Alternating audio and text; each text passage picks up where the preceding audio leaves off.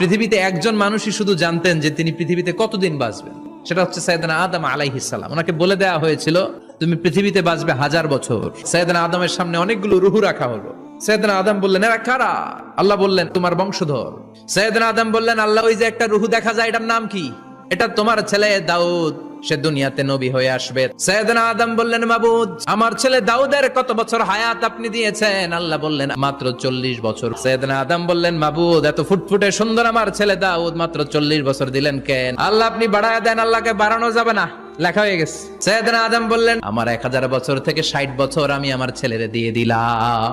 আর আদম আলাইহিস সালাম পেয়েছিলেন 1000 বছর, 60 কমে গেলে রইল কত? 940 বছর পৃথিবীতে থাকার পরে মালাকুল মাউত চলে এসেছে, এসে বলল জিইতু আন আকবাদা রূহাক, রূহ কবজ করতে আসছি। আদম আলাইহিস সালাম বললেন রূহ কবজ করতে আসছো মানে আমি বাঁচবো তো 1000 বছর। মালাকুল মাউত বললেন না না, ওই যে আগের কথা স্মরণ করেন আপনি 60 বছর দিয়া দিয়েছিলেন। কয় না আমি দেই নাই।